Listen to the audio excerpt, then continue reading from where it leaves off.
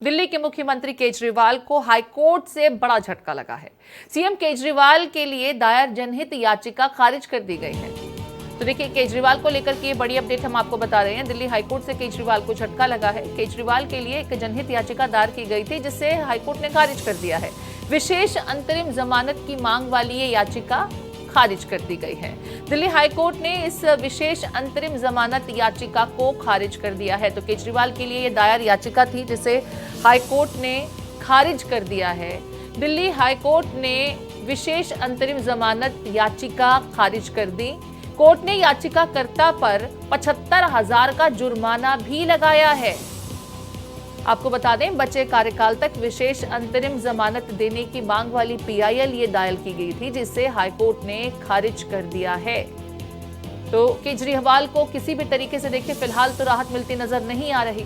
High court में ये विशेष अंतरिम जमानत याचिका दायर की गई थी, लेकिन इसे कोर्ट ने खारिज कर दिया है। बल्कि यहां याचिकाकर्ता के ऊपर 75,000 का जुर्माना भी लगाया गया है कोर्ट की तरफ से।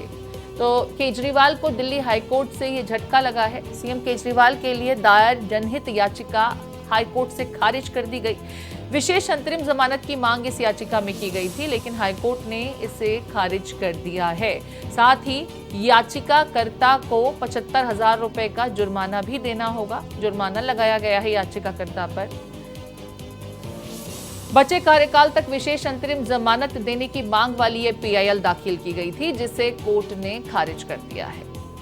शराब नीति घोटाला मामले को लेकर के दिल्ली के मुख्यमंत्री अरविंद केजरीवाल वर्तमान में न्यायिक हिरासत में चल रहे हैं। केजरीवाल को विशेष अंतरिम जमानत देने को लेकर के ये पीआईएल दाखिल की गई थी, लेकिन हाईकोर्ट ने इस याचिका को खारिज किया। साथ ही यहां पर याचिकाकर्ता के ऊपर 75,000 रुपए का जुर्माना भी कोर्ट की तरफ से लगाया गया है। तो अरविंद केजरीवाल को हाईकोर्ट से एक बार फिर निराशा हाथ लगी है। केजरीवाल के संदर्भ में ये पीआईएल दाखिल की गई थी, लेकिन पीआईएल को कोर्ट ने खारिज किया।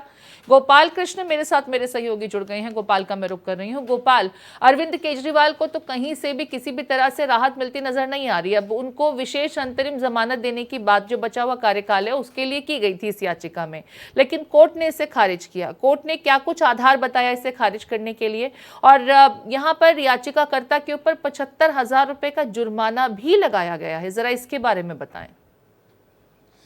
जी बिल्कुल प्रीति, यह याचिका we the people of India की तरफ से दायर की गई थी, जो छात्र है विधि का, और उसने दायर किया था। और उसने कहा था कि जनता द्वारा चुनी हुई सरकार है, और जब से अरविंद केजरीवाल तिहाड़ जेल में हैं तब से दिल्ली का कामकाज जो है वो बिल्कुल ठप पड़ा है। वहीं केजरीवाल की तरफ से जो है राहुल मेहरा पेश हुए, और उन्होंने कहा कि याचिका दायर करने वाला व्यक्ति कौन है, यह पॉपुलैरिटी के लिए याचिका दायर की गई है, इस याचिका को खारिज किया जाना चाहिए। क्योंकि आखिर किस आधार पर यह मांग की गई है, जो मांगे की गई है उसे अस्वीकार है, हम इसे स्वीकार नहीं कर रहे हैं। हम वैधानिक के जो है वो चुनौती दे रहे हैं, और इसके लिए हमारी तैयारियां पूरी है। लिहाजा इस याचिका पर सुनवाई नहीं होनी चाहिए। कोर्ट ने पूछा कि आखिर किस आधार पर इस याचिका दायर की गई, वीटो पावर क्या है, आप क्या भारत हैं, और आपने क्यों इस तरीके की याचिका आपने दायर की है। जिसके बाद याचिकाकर्ता की तरफ से कहा गया कि अरविंद केजरीवाल को राहत देने के लिए हम मांग नहीं कर रहे हैं। हम जनता जो परेशान है, सुनने में यह भी आ रहा था कि मेडिकल में दवाएं उपलब्ध नहीं है, हॉस्पिटल में जो भी दवाइयां है वो खत्म हो चुकी है, जनता दिल्ली की परेशान है, इसलिए हम आए हैं। मुख्य चिंता हमारी यह है, इसलिए उन्हें विशेष अंतरिम जमानत दी जाए। लेकिन कोर्ट ने कहा कि इस स्थिति में विशेष अंतरिम जमानत नहीं दी जा सकती है, क्योंकि इससे पहले भी इस तरीके की याचिका राहत की मांग को लेकर के दायर की गई थी। जो लास्ट याचिका थी उस पर 50,000 रुपये का जुर्माना लगाया गया था याचिकाकर्ता पर, इसलिए कोर्ट का समय बर्बाद किया गया है। लिहाजा 75,000 रुपया जो है वो जुर्माना लगाया जाता है, ताकि दूसरा कोई व्यक्ति इस तरीके की याचिका न दायर कर सके। ठीक है, यहाँ पर अरविंद केजरीवाल के तरफ से भी उनके खुद के वकील भी कोर्ट में अगर पेश हुए, तो उनको इस पूरे मामले में क्या ज्ञान था, संज्ञान था, ये जो पक्ष है ये पार्टी है, या बिल्कुल अनभिज्ञ थे वो? देखिए, राहुल मेहरा को इस बात की जानकारी थी कि जो याचिका दायर की गई है और जो छात्र दायर किया गया है वो उसके पिता किसी पार्टी के अध्यक्ष हैं और यह राजनीति से प्रेरित हो करके यह याचिका दायर किया गया है। यही कारण है कि राहुल मेहरा अरविंद केजरीवाल की ओर से कोर्ट में पेश हुए और पेशी के दौरान ही कोर्ट से कई जो है आपत्ति जाहिर कर दी, जिसके बाद कोर्ट ने याचिकाकर्ता से कई सवाल किए, जिसका जवाब याचिकाकर्ता ने सही तरीके से नहीं दिया और यह साबित हो गया कि यह याचिका जो है अरविंद केजरीवाल के फेवर में नहीं बल्कि एक राजनीति के तहत दाखिल किया गया है। ठीक है, बने रहिए गोपाल। केजरीवाल को ही लेकर के एक और अपडेट है, अपने दर्शकों को वो भी बता देते हैं। दिल्ली के मुख्यमंत्री अरविंद केजरीवाल की याचिका पर आज फैसला आना है। डाइट और दवा से जुड़ी याचिका पर राउज एवेन्यू कोर्ट ने अपना फैसला सुरक्षित रख लिया था और अब केजरीवाल की इस याचिका पर दिल्ली की राउज एवेन्यू कोर्ट से फैसला आना है। आपको बता दें, दोपहर 2 बजे के बाद मामले में सुनवाई होनी है। केजरीवाल डॉक्टरों से हर रोज चाहते हैं सलाह, शुगर की जांच के लिए वीडियो कॉन्फ्रेंसिंग से सलाह चाहते हैं।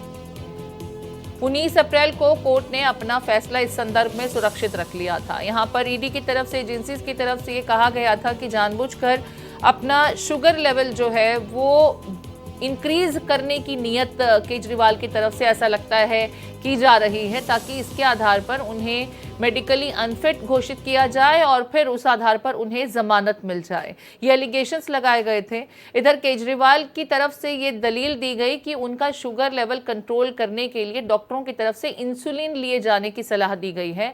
इसके संदर्भ में भी परमिशन की बात की जा रही थी। अब कोर्ट का फैसला सुरक्षित है, डाइट को लेकर, दवा को लेकर के आज उस पर फैसला आना है। गोपाल हमारे साथ जुड़े हुए हैं। गोपाल, जरा इसको लेकर के भी बताएं कि कोर्ट की तरफ से जो अब तक तमाम चीजें हुई कोर्ट में, किस तरह का फैसला केजरीवाल के संदर्भ में आ सकता है? केजरीवाल को कुछ राहत मिल सकती है, जैसी उनकी तरफ से दी गई है कि उन्हें खाने की खास इजाजत दी जाए, डॉक्टरों की सलाह के साथ में उन्हें इंसुलिन दिया जाए, लेकिन ईडी की तरफ से तो कुछ और ही दलील रखी गई इस संदर्भ में। देखिए प्रीति, जहां तक उम्मीद का सवाल है तो आज राउज एवेन्यू कोर्ट जो है इसको लेकर के एम्स के डॉक्टरों की एक टीम का गठन कर सकता है, इसका आदेश दे सकता है और उसे रिपोर्ट मांग सकता है और उसके बाद इस मामले में आगे सुनवाई करके कोई आदेश देगा। क्योंकि जब मामले की सुनवाई हो रही थी उस समय अरविंद केजरीवाल की ओर से वरिष्ठ वकील अभिषेक मनु सिंघवी पेश हुए थे और ईडी की उन तमाम दलीलों को खारिज कर दिया था, जिसमें ईडी ने आरोप लगाया था कि अरविंद केजरीवाल शुगर लेवल बढ़ाने के लिए आम खा रहे हैं और साथ ही आलू खा रहे हैं, पूड़ी खा रहे हैं। ये तमाम आरोप लगाए गए थे, जिसके बाद डाइट चार्ट मंगाया गया था। उस डाइट चार्ट में 48 बार का ब्यौरा था, जिसमें 3 बार उन्होंने आम खाया था और 1 बार आलू पूड़ी का जिक्र किया गया है, जिसमें कहा गया था कि रामनवमी का प्रसाद था इसलिए उन्होंने खाया है। और तमाम जो आरोप थे ईडी का, आरोपों को खारिज कर दिया गया था अभिषेक मनु सिंघवी द्वारा। ईडी ने कहा कि ये चाहते हैं कि इनका शुगर लेवल जो है वो बढ़े और उस आधार पर यानी कि मेडिकल आधार पर इन्हें जमानत मिल जाए। वहीं एम्स के डॉक्टरों से सलाह ली गई थी और उस सलाह के बाद एम्स के डॉक्टरों ने कहा था कि आम, चीकू और केला अरविंद केजरीवाल को नहीं खाना चाहिए, घर का खाना नहीं खाना चाहिए। ठीक है, तो इस आधार पर कोर्ट का क्या कुछ फैसला रहता है, इसके लिए थोड़ा सा इंतजार करना होगा। बहुत शुक्रिया गोपाल, तमाम अपडेट्स के लिए नजर बनाए रखें। इस अपडेट को लेकर के फौरन आपका रुख करेंगे।